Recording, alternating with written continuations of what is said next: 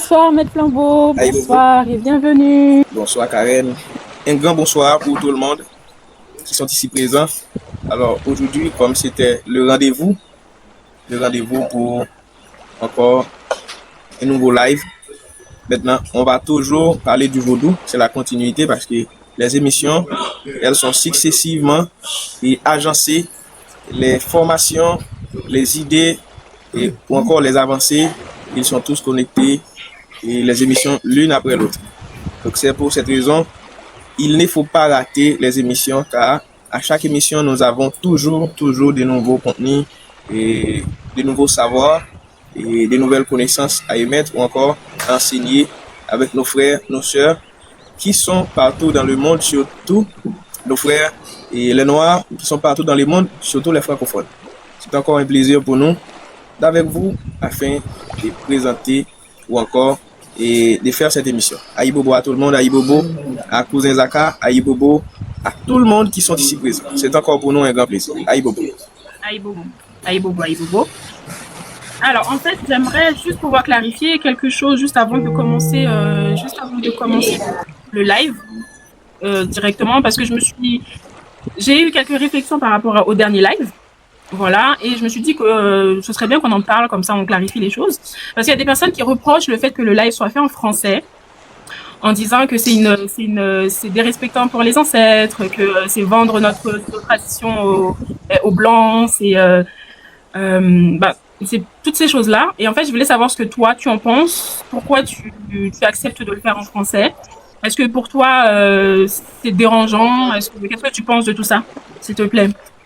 Alors, et présenter une émission en français concernant le vaudou, je pense que c'est une opportunité.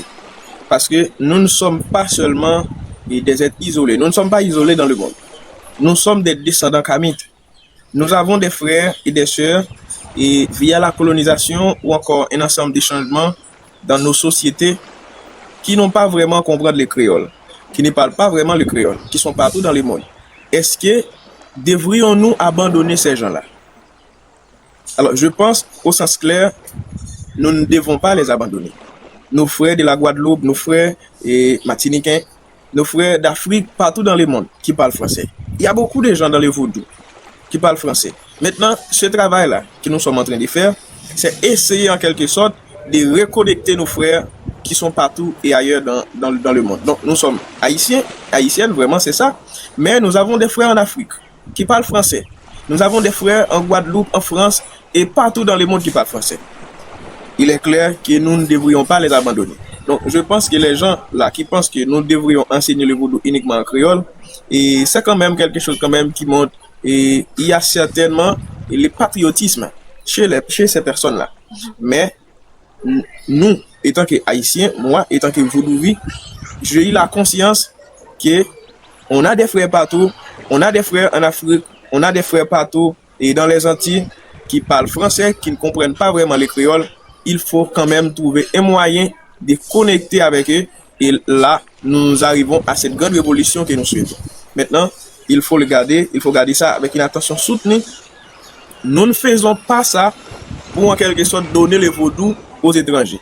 D'ailleurs, notre vaudou, notre spiritualité, il est protégé, non par nous-mêmes comme humains, mais directement par nos lois, par les esprits. Le vaudou est en quelque sorte un héritage des saints. Donc tout le monde qui peut encore décoder ces sagesses-là que nous sommes en train d'enseigner, ce sont les gens qui ont en quelque sorte le vaudou dans leur sang. Donc si quelqu'un n'a pas le vaudou dans son sang, il n'arrive pas vraiment à décoder les sagesses ou encore cette philosophie-là ou encore cette spiritualité-là que nous sommes en train d'enseigner. Donc c'est pour dire qu'il faut enseigner le vaudou, il faut expliquer le vaudou, il faut faire comprendre le vaudou, surtout les connaissances qui sont en quelque sorte exotériques, des connaissances que nous pouvons enseigner à tout le monde. Il faut enseigner ces connaissances-là en français, en créole, en anglais, en espagnol pour arriver à trouver nos frères. Par exemple, j'ai un ami qui était à Cuba. C'est un médecin, il était à Cuba. Il m'a dit, quand on arrive à Cuba, on dit qu'on est haïtien ou haïtienne, on vous a laissé pénétrer dans les endroits les plus sacrés à Cuba. Pourtant, à Cuba, on ne parle pas créole. On parle que l'espagnol. Maintenant, nos frères là à Cuba, qui ont des grands respects pour les Haïtiens. Il y a des endroits à Cuba, il y a beaucoup de Cubains qui ne peuvent pas entrer là. Mais quand on dit on est Haïtien, on arrive là. Maintenant, les gens, alors les Cubains, ils ouvrent leurs portes et ils te donnent le droit d'entrer, de faire quoi que ce soit au nom de nos ancêtres. Car ils connaissent très bien que nous les Haïtiens, nous avons un héritage en quelque sorte, un héritage vaudou.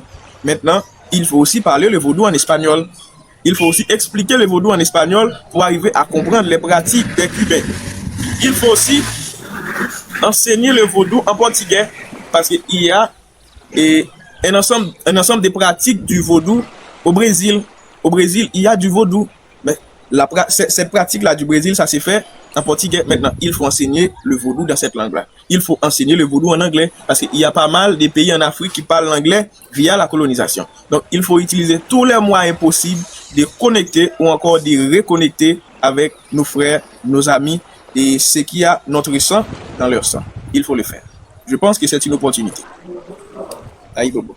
Merci pour la réponse. Merci d'avoir clarifié ça parce que c'est un sujet, c'est un élément qui me préoccupait. Voilà, donc merci d'avoir clarifié ça. Encore, je me présente pour ceux et celles qui n'ont pas vraiment aucune connaissance de Maître Flambeau. Alors, je suis Maître Flambeau, c'est mon nom, c'est mon vrai nom, mais mon nom d'esclave, c'est Ricardo Jacques. Et parce que, comme je viens de dire la semaine dernière, et ce nom-là, comme tous les Haïtiens, c'est en quelque sorte un héritage découlé directement de la colonisation. C'est-à-dire, via la colonisation, et nous avons des noms ou les maîtres qui, dans le temps, achetaient nos pères et nos mères. Il a écrit sur sa peau son nom. Donc, c'est là que tous les Haïtiens ont hérité en quelque sorte des noms découlés directement de la colonisation. Mais mon vrai nom, c'est Maître Flambeau. Et surtout sur les réseaux sociaux, c'est mon nom sacré. Donc, et encore la semaine dernière, on a essayé quand même de parler du vaudou. Et ce sujet-là, il a été rediffusé sur ma page YouTube et aussi sur la page de Madame Karen ou encore Maîtresse Karen de Kaliti sur YouTube. Donc, vous pouvez aller regarder ça. C'est encore mieux de comprendre et de connaître le vaudou à travers cette émission. Donc, aujourd'hui, comme vient d'annoncer, et Maîtresse Karen, nous allons parler et en quelque sorte nous allons baser sur les principes du vaudou. Les principes du vaudou et ainsi que sur les différents personnages qu'on peut retrouver à l'intérieur de nos badjis ou encore ce que les gens appellent souvent dans le langage courant et péristyle. Ou encore il y a des gens qui l'assimilent pour dire temple vaudou. Mais le vrai nom c'est badji. Maintenant nous allons essayer de garder ça ensemble. Je pense que nous allons nous questionner. Nous allons essayer de comprendre pourquoi nos ancêtres ont choisi ces noms-là et quelles sont les valeurs qui se cachent derrière chaque nom, chaque appellation. C'est encore très très important. Aujourd'hui, nous allons regarder ça ensemble. Aïbo. Alors, je prends la parole aussi pour vous informer. Donc, après, je te demanderai de nous donner plus de précisions, de parler des 3 livres que tu as écrits. Tu as écrit 3 livres. Et est-ce que tu peux nous dire ce qu'il y a dans ces 3 livres? Est-ce qu'on peut les avoir? Comment on peut les avoir? Alors, et ces 3 livres-là, ils ont été écrits en créole. Et les versions françaises, ils n'ont pas encore disponibles. On vient de travailler là-dessus, donc ces versions-là n'ont pas encore disponibles. Mais et les versions qui sont en créole, pour les gens qui parlent créole, ils sont bel et bien disponibles en Haïti et à l'étranger. Donc, j'ai un frère qui est responsable pour moi au niveau international. Il est en Floride. Donc, et si quelqu'un a décidé en quelque sorte d'avoir mes livres, il peut me contacter en privé. Alors, je le mets en contact avec mon frère qui est aux États-Unis quand même. Et il va vous envoyer les livres chez vous, sans problème. Donc, et c'est ça. Donc, pour tous les gens qui sont en Haïti ou à l'étranger, les livres sont bel et bien disponibles et disposés. Ce sont des livres qui peuvent vous aider à comprendre le vaudou et à comprendre aussi comment le vaudou s'est transformé au cours de l'histoire, comment les gens ont copié maintenant notre tradition et ils le font aussi dans les églises et dans les temples, dans les mosquées. C'est notre vaudou que les ancêtres des Occidentaux viennent de copier et de faire la même chose comme nous dans les églises, dans leurs temples, etc. Donc, il faut savoir ça. Il faut aussi avoir de la connaissance sur les lois. Qui sont nos lois? Comment ils fonctionnent? Donc, à partir de ces connaissances, il y a pas mal de gens. Il y a des gens qui vont maintenant recomprendre ce qu'ils viennent d'expérimenter parce qu'il y a des gens ici qui ont déjà des expériences avec les lois. Il y a des gens qui vont faire des expériences avec les lois. Il y a des gens aussi, peut-être, qui n'ont pas vraiment une appellation pour devenir un grand mambo ou peut-être un grand serviteur du vaudou, mais il va quand même comprendre et apprendre mieux sur le vaudou ou encore le vaudou haïtien. Aïbobo. Est-ce que donc nous si on veut le commander en étant en France, est-ce que c'est disponible sur Amazon? Nous sommes en train de travailler là-dessus. Comme vous le savez, en Haïti, il y a un ensemble de choses qui n'existaient pas vraiment en Haïti. Les services sociaux, ils n'existaient pas vraiment en Haïti comme dans les autres pays.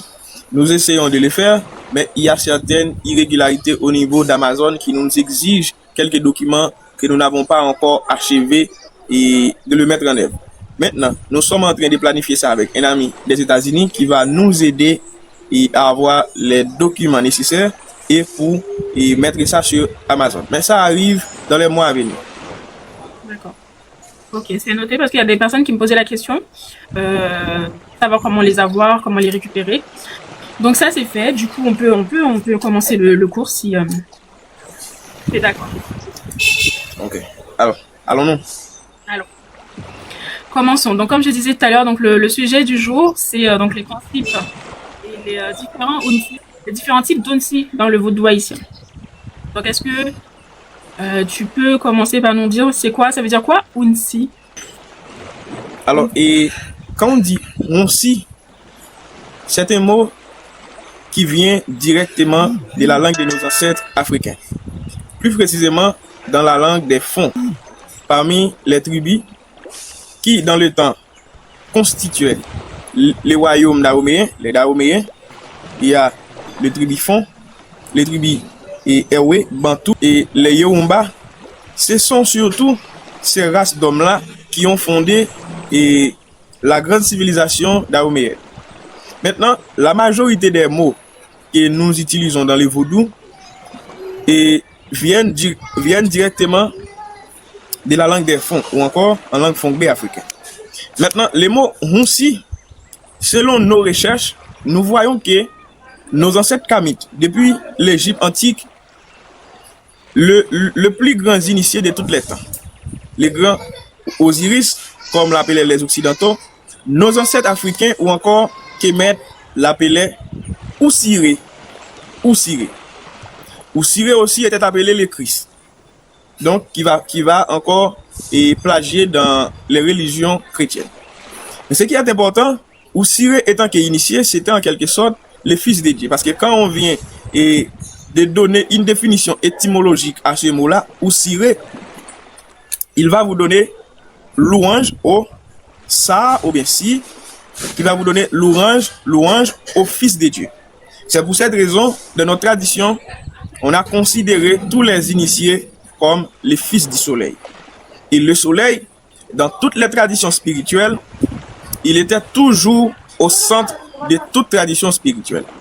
Cela vient à dire que le mot unsi, utilisé dans la tradition du vaudou en Afrique, il vient directement du mot oussiré.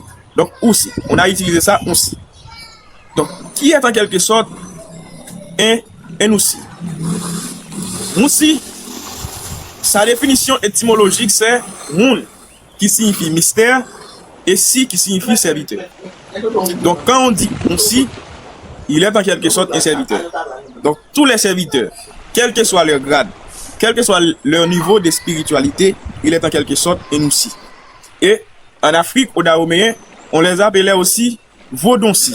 Parce que Vaudon signifie aussi pour les Dahoméens mystère. Ce qui est mystère, ce qui est insondable, insaisissable, impénétrable, etc. Donc, quand on dit Honsi en Haïti, et quand on dit Vaudonsi en Afrique, aux Dahoméens, qui est aujourd'hui Bénin et Togo, quand on dit Vaudonsi, c'est la même chose qui est en quelque sorte un serviteur. Donc, les serviteurs, les gens qui accomplissent des travaux pour les esprits, dans les badjis, dans les lacous, dans les habitations et les démembrés en Haïti ou à n'importe quel endroit, ces gens-là sont des honsi. Donc quand on dit honsi, c'est en quelque sorte quelqu'un qui fait, et en quelque sorte, et les cérémonies, toutes les activités pour les esprits. Donc, on les appelle aussi. Alors, je disais, quels sont justement les différents types d'Onsi? Alors, et il y a différentes catégories de Onsi dans le vaudou. Maintenant, quand vous arrivez à l'intérieur d'un badji, vous allez trouver d'abord le chef suprême.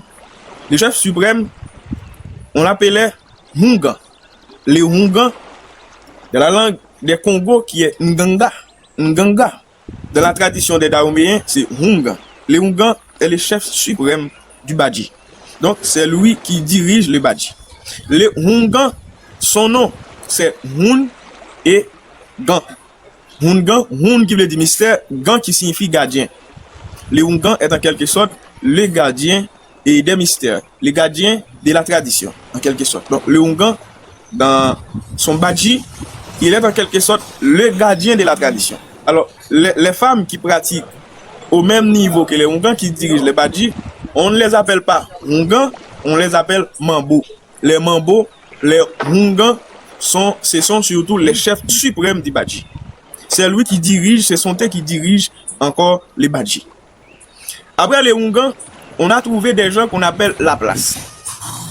Qui sont les Laplace? Les Laplace, ce sont des gens ou encore des serviteurs proches du Hungan ou bien de la Mambo. Donc, quand on dit Laplace, ce sont des Hunsi. Ce sont des serviteurs, mais des serviteurs proches qui servent encore avec les Hungan. Ils ont pour objectif d'accomplir les rituels ou encore de réaliser les activités qui s'opèrent dans les badji avec les Hungan. Qu'est-ce qu'ils font?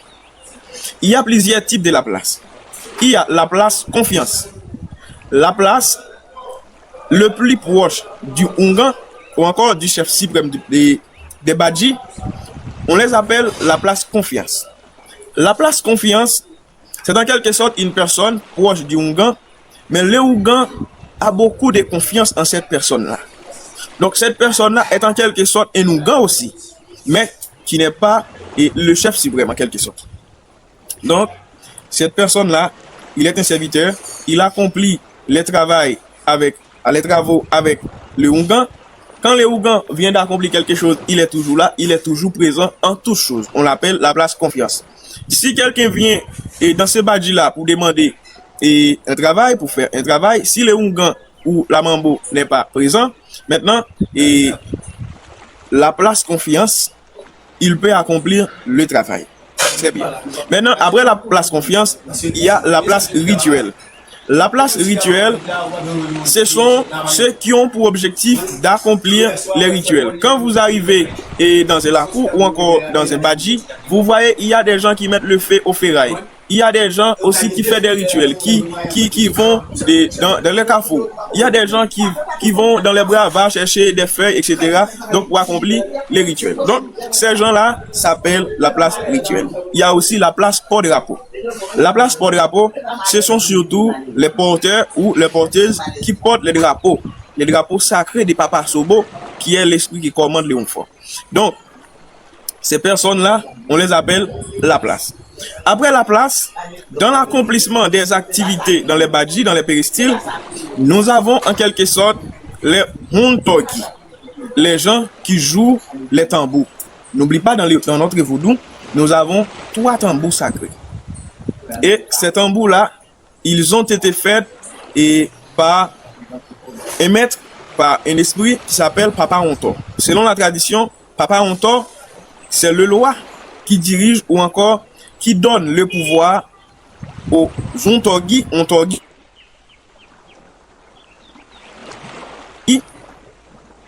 Ce sont les gens qui jouent du tambour.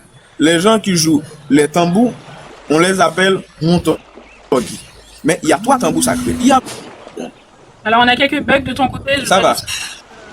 El Flambeau est en Haïti, donc il se peut qu'il... C'est très bien maintenant. Oui, ça va maintenant. Oui. C'est très bien maintenant. Ok, bien. Donc, les Hontogi, ce sont les gens qui jouent du tambour dans les badji, dans les cérémonies. Maintenant, ces gens-là, ils sont inspirés par un loi qu'on appelle Parontor, ou tout simplement, il vient avec ces tambours-là dans les badji pour jouer ces tambours, maintenant pour faciliter les gens de mieux accomplir leur travail. Donc, les gens qui jouent, Il y a un peu de difficulté au niveau de la connexion. Je vous demande juste d'être un peu... il y a quelqu'un qui m'appelle. Il y a 3 tambours sacrés. Dans notre tradition, dans le vaudou haïtien, en créole, on dit maman tambour. Et c'est le plus gros parmi les 3 tambours. On l'appelle aussi, et dans la langue sacrée des Africains, assotor. Le second, on l'appelle second. Alors, c'est en quelque sorte le second, alors, qui est moins gros que la sotor. On l'appelle boula aussi, dans notre tradition. Et le plus petit, on les appelle kata. Donc, ce sont ces 3 tambours sacrés-là qu'on trouve dans les vaudous haïtiens. Il y a aussi, dans le badji, des gens qui chantent. Il y a quelqu'un qu'on trouve souvent dans les badji qui chante. Ces gens-là, ils sont inspirés directement par un esprit. On les appelle Hungenikon ou Adjenikon. Hungenikon ou Adjenikon. L'Adjenikon, c'est celui ou celle qui chante dans les badji. Ces personnes-là, ils sont inspirés par Claire-Mésine et Claire-Meille. Claire-Mésine, c'est une loi, et c'est une loi du genre féminin. Et Claire-Meille, c'est une loi taïno. C'est un esprit vient de la tradition des taïnos, des premiers habitants de l'île d'Haïti. Donc, ces 2 lois-là, ce sont eux qui sont en quelque sorte donné le pouvoir ou la capacité et avec les gens de chanter bien ou encore de chanter mystiquement pour vibrer les énergies cosmiques, pour vibrer les lois, ou encore pour faire réveiller l'énergie spirituelle que nous venons de chercher en accomplissant les cérémonies vaudou. Donc, en général, ce sont ces gens-là qu'on trouve dans les badji ou encore... On a quelques coupures de ton côté, s'il vous plaît. Est-ce que ça va maintenant? Là, oui, c'est bon. Je t'entends. Ok. Nous pouvons avancer. Est-ce qu'il y a des critères spécifiques pour être Unsi? Comment ça se définit? Comment ça se choisit? Comment on devient Unsi? Alors, dans notre tradition, pour être Unsi, il faut être initié. Parce que les Unsi sont en quelque sorte des vaudons-vie. Parce qu'il y a des catégories et il y a des catégories des gens dans les vaudous, au sens général. Il y a les vaudouisants, il y a les vaudons-vie. Les vaudouisants sont en quelque sorte, comme on dit dans les langages courants, tous les Haïtiens sont des vaudouisants. Parce que quand on dit vaudouisant, vaudon qui signifie mystère, zan qui signifie sacré. Un vaudouisant ou une vaudouisante, c'est une personne qui a reçu un sacrement vaudou. Soit par lui-même, sur son corps, soit un sacrement qu'il a reçu par les parents à travers le sang. Parce que le vaudou est en quelque sorte un héritage de sang. Donc si en quelque sorte mon père était vaudouisant ou vaudouvi, il était pratiquant, il a reçu en quelque sorte des sacrements, moi je viens en quelque sorte vaudouisant si je ne pratique pas. Mais si en quelque sorte j'ai fait la pratique du vaudou, je deviens vaudouvi. Vaudouvi, quand on dit vaudouvi, vaudon qui signifie mystère, vie qui signifie petit. Donc les vaudouvi sont en quelque sorte des vaudouisants pratiquants. Ce sont les filles et les fils du vaudou. Donc, les onsi sont des vaudouvis. Ce sont les vaudouisants pratiquants. Les gens qui ne pratiquent pas les vaudous, qui ne font pas des rituels, qui n'ont aucune relation avec les lois, ils ne sont pas en quelque sorte des vaudouvis. Ils ne sont pas en quelque sorte des onsi. Les onsi, ce sont les serviteurs, les gens qui accomplissent leurs tâches ou encore leur travail dans le vaudou. D'accord. Donc, ça veut dire qu'en fait, dans le péristyle, dans le lakou, il y a tous ces différents types d'onsi ensemble, en même temps. Ou est-ce qu'ils ont un rôle, un moment spécifique où ils sont là? Bien, alors, et tout à l'heure, en essayant de catégoriser chaque onsi, nous venons aussi d'identifier le fonctionnement de chaque onsi. Dans les badji, tout le monde n'a pas le même travail à faire. Donc, le Ungan, c'est le chef suprême qui prend toutes les décisions. C'est en quelque sorte le gardien de la tradition. Il y a aussi les onsi. Chaque onsi a son travail à accomplir dans les badji.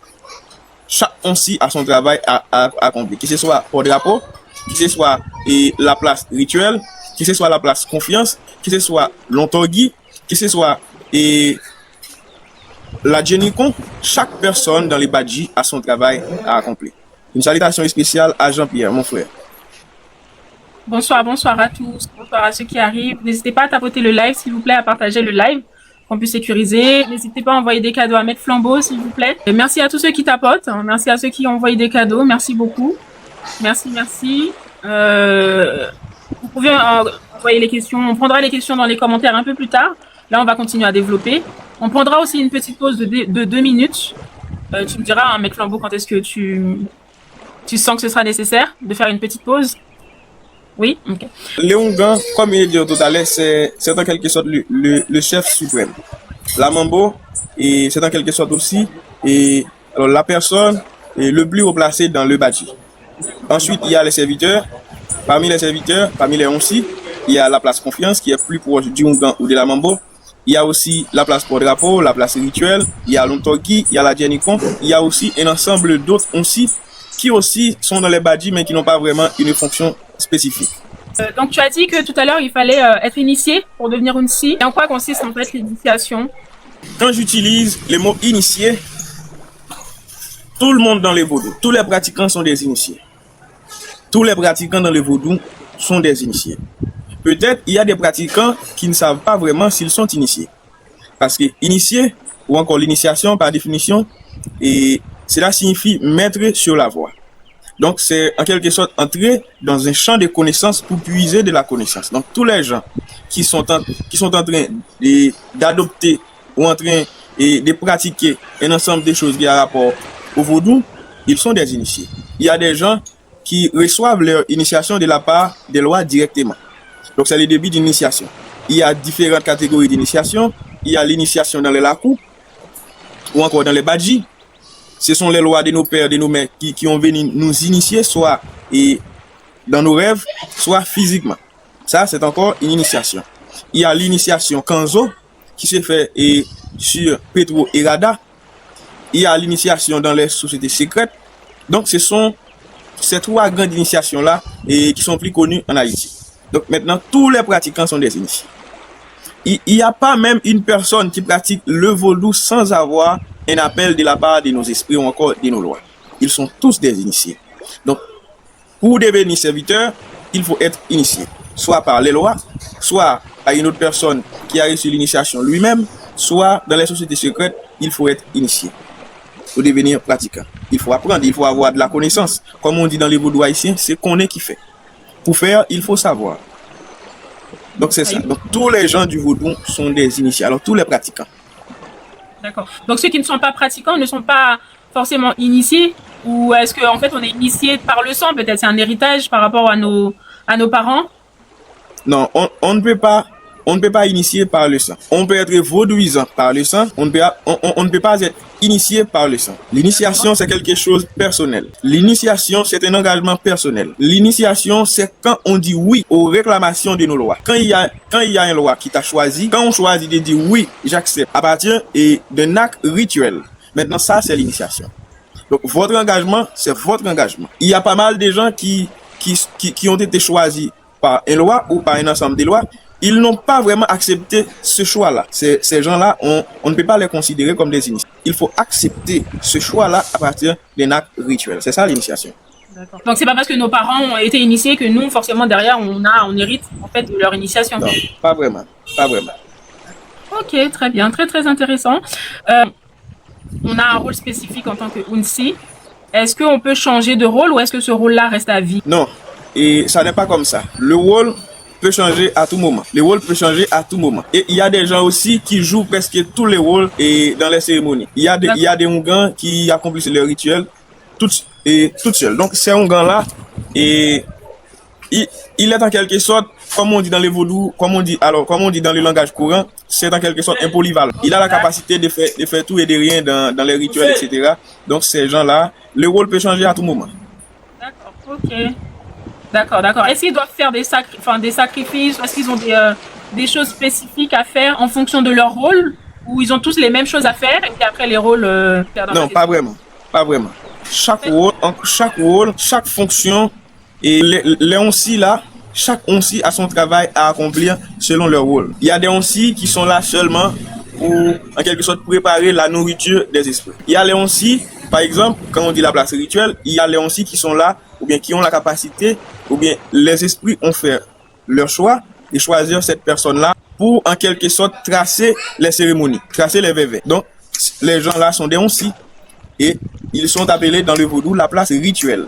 Il fait partie des gens qui accomplissent les rituels. il y a des gens qui ont tracé les VV, il y a des gens qui chantent, il y a des gens qui font les wumblés. Les wumblés, c'est que nous appelons prière dans la tradition occidentale. Les wumblés, il y a des gens qui sont en mesure, ont la capacité de faire les wumblés. Il y a des gens dans les rituels qui ont la capacité de foulailler les gens pour faire venir les esprits. Tous ces gens-là, ils font partie de la place rituelle. La place rituelle, ils sont beaucoup dans leurs cérémonies. Dans les cérémonies, ils sont vraiment beaucoup. Et tous les gens qui accomplissent quelque chose pour faire venir les esprits ou encore pour annobler ou adombrer ou maillotrer les lois de notre tradition, ce sont les mots créoles et africains. Donc, tous ces gens-là sont des onsi. Il y a beaucoup d'onsi dans les badji.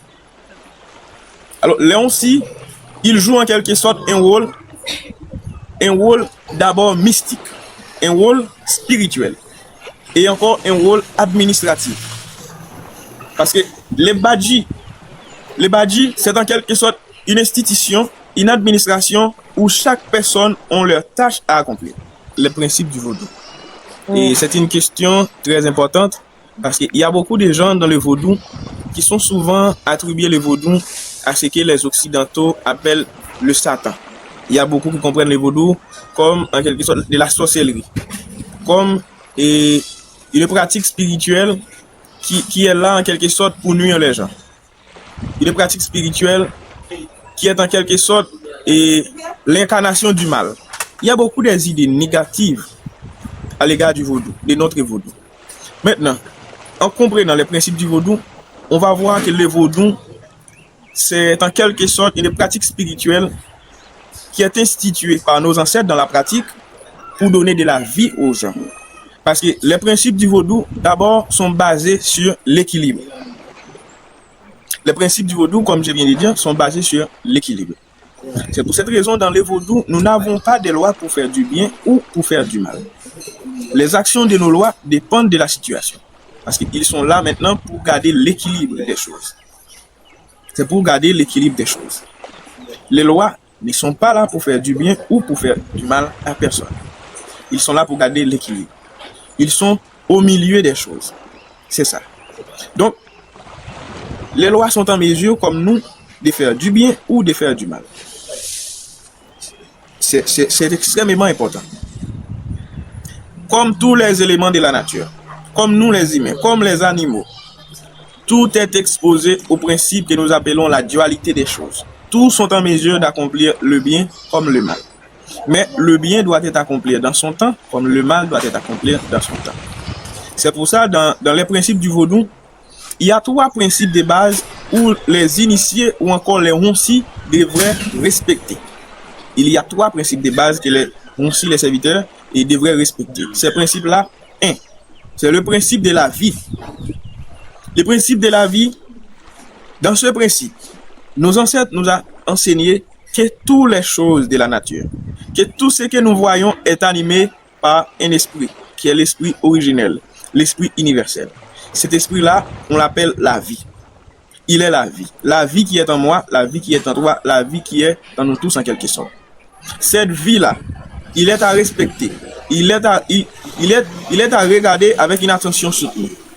Donc, le premier principe que les vaudons vie ou encore les onsi devraient respecter, c'est de respecter la vie. Donc, il faut toujours être conscient, la vie, elle est importante pour moi, de même, il est important pour toi. Ma vie n'est pas supérieure à celle des autres. Donc, tout le monde est sensible en quelque sorte pour sa vie. Il faut respecter la vie parce que dans la mesure où notre vie est importante pour nous, c'est de la même façon que la vie des autres sont importantes pour eux aussi. Donc, il faut respecter cette vie-là. Le deuxième principe, c'est le respect. Le respect dans les vaudous, il est quelque chose que tout le monde doit garder une attention soutenue. Il faut respecter ce que nous voyons, ce que nous observons, ce que nous connaissons ou ceux et celles nous n'avons pas encore et alors nous n'avons aucune connaissance d'eux. Il faut respecter toutes choses. Il faut respecter ce que nous faisons. Il faut respecter aussi ce que les autres ont accompli. Donc il faut respecter toutes choses en toutes conditions. Ça, c'est le deuxième principe. Le troisième principe, c'est en quelque sorte le vivre ensemble. il faut avoir la capacité dans le vaudou de vivre avec les autres. Et dans notre tradition vaudou haïtien, le partage, c'est ça qui explique notre vivre ensemble. Donc, si j'ai quelque chose, il y a un frère, un ami ou une personne qui est proche de moi qui n'a rien, donc le vaudou m'exige de partager en quelque sorte ce que j'ai avec la personne qui n'a pas en quelque sorte, qui n'a rien, qui n'a aucun moyen de vivre. Donc, les vivre ensemble. Alors, c'est pas les vivre ensemble des gangs. Donc, c'est les vivre ensemble du vaudou. Donc, vivre ensemble, il faut être vivre ensemble. Il faut être prêt pour partager avec les autres. Partager ce que nous avons. Partager ce que nous avons d'abord avec les esprits. Partager ce que nous avons avec les esprits et ensuite partager ce que nous avons avec nos frères, nos sœurs et les gens qui ont dans les besoins. Donc ça, ce sont les trois principes fondamentaux que tous les initiés devraient respecter. Donc ce sont les trois piliers. Dans notre tradition, on les appelle trois roches d'Ifé. Ce sont les trois piliers fondamentaux sur lesquels le vaudou ou l'initié accomplit son travail. Sur la vie, il faut respecter la vie. C'est pour cette raison, dans le vaudou, on nous a dit que l'objectif des Rungans et des Mambo, qui ce sont les chefs suprêmes spirituels dans les Badji, c'est de protéger la vie, de respecter la vie et de permettre à la vie d'accomplir sa mission ou de faire son route. Il ne faut pas empêcher à la vie en quelque sorte de grandir. Donc, les principes qu'il faut respecter, c'est respecter la vie. C'est partager avec les autres afin de protéger cette vie-là ou afin d'aider la vie à faire son chemin. C'était très très beau. C'est vraiment les vrais principes du vaudou qu'on a tendance à oublier, hein, malheureusement. C'est pas ça qui est mis en avant dans le vaudou. Donc merci de nous rappeler en tout cas les vrais principes. Les vrais principes du vaudou.